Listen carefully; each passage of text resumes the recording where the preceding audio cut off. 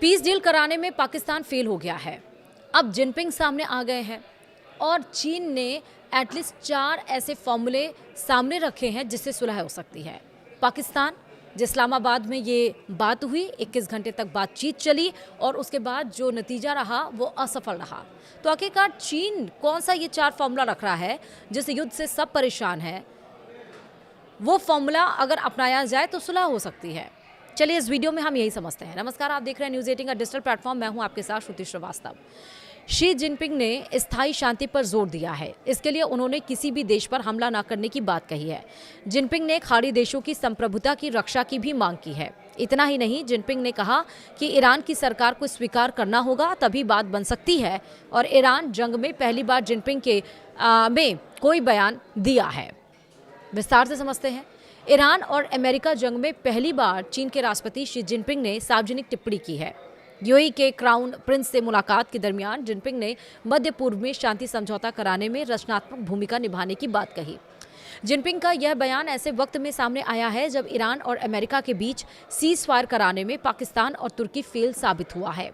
समाचार agency Xinhua के मुताबिक जिनपिंग ने समझौते का 4 फॉर्मूला रखा है। चीन के राष्ट्रपति का मानना है कि इसी से खाड़ी में शांति आएगी, बाकी सब बातें धीरे धीरे होती रहेंगी। जिनपिंग ने कहा कि संवाद के जरिए ही शांति आ सकती है।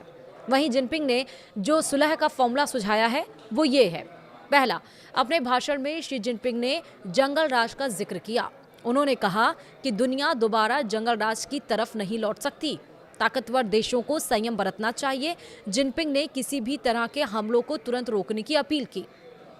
दूसरा, जिनपिंग ने कहा कि ईरान की सरकार को स्वीकार करना होगा, तभी समाधान निकलेगा। ईरान एक संप्रभु राष्ट्र है और उसके शासन को मान्यता देने से ही आगे की बातचीत संभव है। अगर उसे स्वीकार नहीं किया गया तो संकट और बढ़ेगा। तीसरा, सुलह के फॉर्मूले के तहत जिनपिंग ने कहा कि खाड़ी देशों को एक दूसरे पर हमला नहीं करना चाहिए और न ही हमले की किसी साजिश में शामिल होना चाहिए।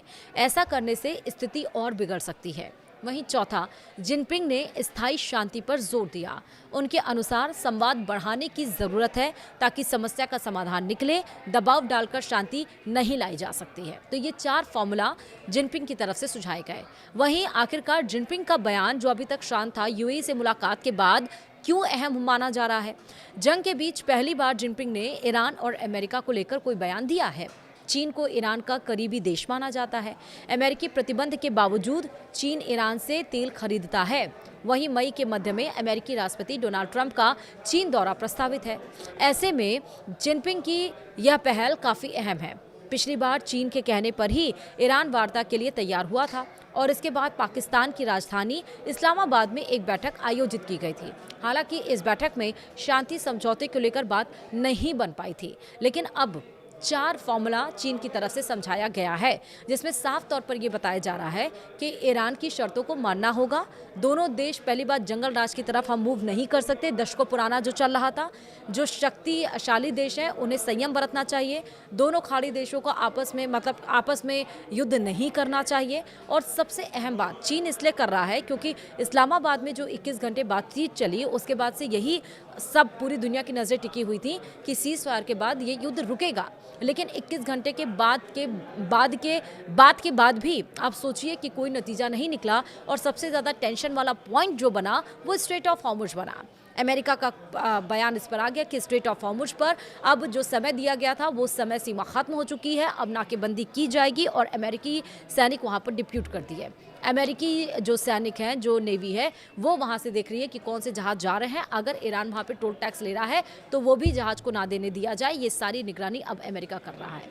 हालांकि जब सीज फायर हुआ था 2 हफ्ते का, तो उसमें ये भी बोला गया था कि ईरान अब यूरेनियम संवर्धन नहीं करेगा, नहीं बनाएगा और सैटेलाइट के जरिए ईरान की सारी गतिविधियों पर नज़र रखी जाएंगी और अमेरिका ईरान मिलकर काम करेंगे।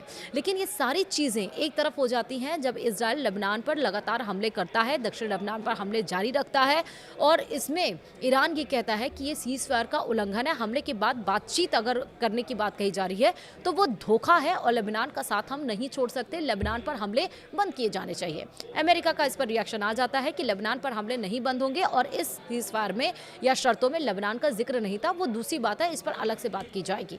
लेकिन 4 फॉर्मूला जो चीन की तरफ से सुझाया गया है, चीन के ही कहने पर ईरान तैयार हुआ था बातचीत करने के लिए। क्या इन 4 फॉर्मूलों को अब अमेरिका, इजरायल और ईरान मानेगा, ये देखने वाली बात जरूर होगी।